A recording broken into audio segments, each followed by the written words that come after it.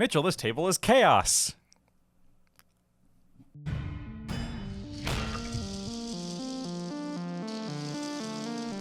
Hello and welcome to Miniatures Rundown. Been a while since we had one of these. It's a release video.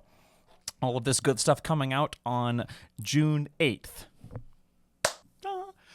First, let's talk about the things that aren't new, but are newly available for the first time on their lonesome. Yes. We've got the two previous Broken Realms heroes. I can never remember her name. Sakar, the Fang of New Lamia. I hate that name. It's the vampire with Snake Lady. Yeah, Vampire Snake Lady. You know, the one who's not usable in her own Broken Realms attachment. Or unless they fix that. I don't think they have. But it's going to be irrelevant soon, so it's fine. Yeah, no, they said the Armies of Renown are going to continue to be in the new edition. That is what true. form we do not know yet. Right.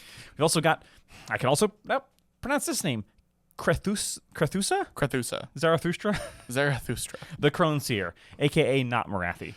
Yeah. Marathi's evil twin. The only other named hero we've had for Daughters of Cain in a very long time. Yeah. Almost like Marathi kills all the rest of them. It's Giant Crow Lady with no eyes. She was also in the previous Broken Realms box. Speaking of previous boxes, we have all of the things from the Darkoath Army box, with the exception of one.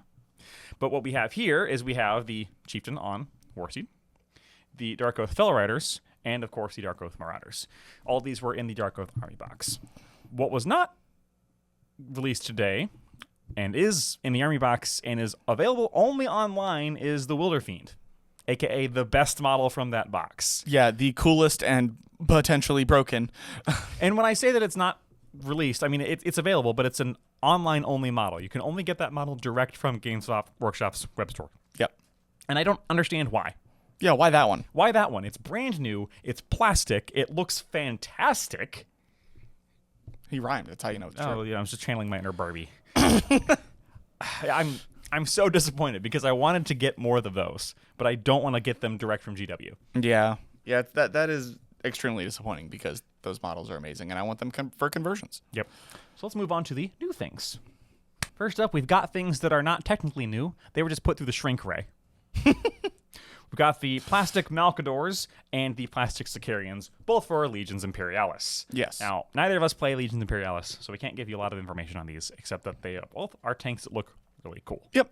Both of them had previous releases in Horus Heresy. Usually it's the other way around. Yes. But yeah, that's a good point. Most of the Horus Heresy stuff came out in Legions Imperialis first, at least the new wave. The newer stuff, yeah. Since Imperialis, it's been that way. But in this case, we get the Malcadors later. Yeah, which is fine. Yeah, either way. They're still cool, just, itty bitty. And then we finally get to the meat of today's release. Yeah. Which is the brand new stuff.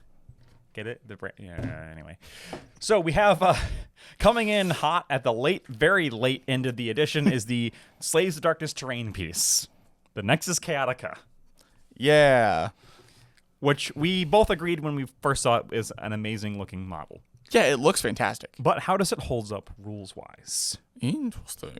So the Nexus Chaotica is free because it's a terrain piece. You don't have to pay for it, unlike Warhammer 40,000. Yeah. For better or for worse. So far, I believe they've said that's going to be a thing in new edition. Yep. So terrain pieces are still free along with Emerald spells. I'd like to point out that this is a terrain piece that is one of the few ones that is not online only. I guess the Wilder Fiend was sacrificed for that. Fair. Basically, what this does is it's more bookkeeping. Because, if you're a Slaves to Darkness player, you love bookkeeping, apparently. Yeah. Because that's all the army is. And this one is even more bookkeeping. What it does specifically is you start the game with 0 power points. Roll a dice, add the results to your power points total. You roll a dice, a d6, and add that results to your power points. You can never have more than 12. Every time a friendly wizard attempts to cast a spell, if you're within 3 inches, you can spend 3 of the power points to add 1. You can also pick an objective or a terrain feature and spend 9 of those power points to roll a d6, and on a 2, all enemy units contesting that objective or terrain piece get d3 mortal wounds. On a 1, all friendly units get d3 mortal wounds. Mm-hmm.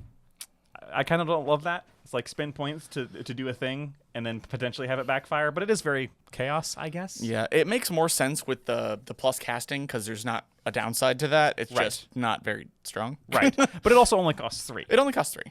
If you're rolling a d6, you're getting an average of a 3 or a 4 each turn, so you're probably going to be able to do that every turn if you want to. It's basically an arcane terrain piece that you get to put down. Which is fine. Yeah.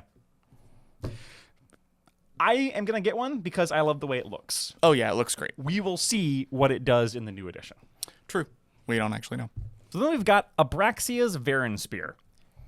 Now, the real highlight of this is, first off, this box is $160. A box of Varangard is $110. Yeah, and there is no way she's only $50. No, she's probably $120. I'm Yeah. going to guess. We don't know. Yeah. So this box is a wonderful deal, which is why it's selling out everywhere. Yeah. If you don't already have it, you probably aren't going to get one for a while. Unfortunately. She will come out on her own, as we just saw with, Zarathustra and whoever the other one was. Nulamia. Nulamia, yeah. Obviously, we've gushed before about this model. We We won't have. spend too long on that. It's one of my favorite models that's been released in a long time. And her rules are not great.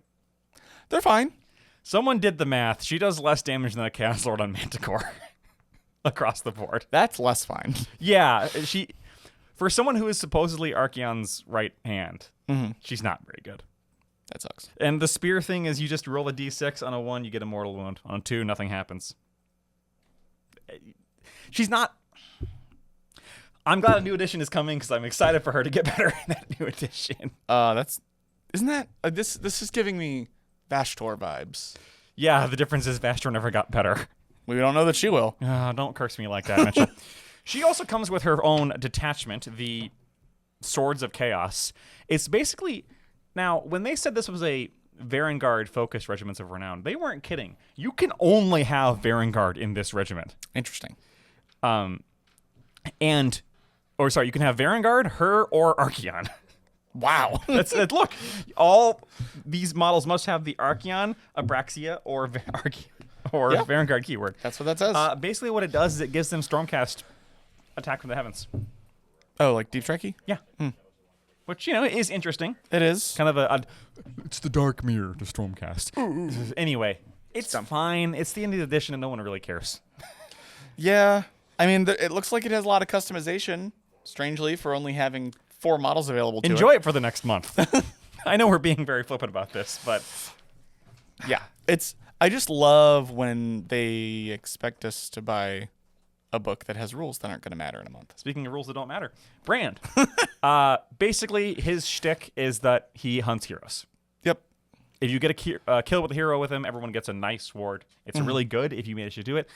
He is good enough in combat that he will blend other heroes. Monster heroes. He does a lot of damage. He does. Even against a monster hero that is not Archeon. He's going to do pretty well. So you can throw him into combat. He needs to hit first. Yeah. But if you do that, it's pretty good. I also ordered this box because I like that model.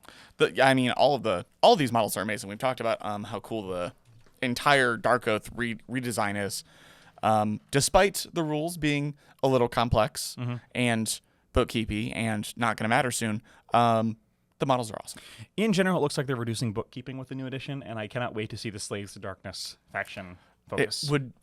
It wouldn't make me laugh, but it would be so funny if they just didn't show any Darkoath in the faction focus. I mean, there's a lot of stuff in the faction. It's true. There's a lot of stuff in the faction.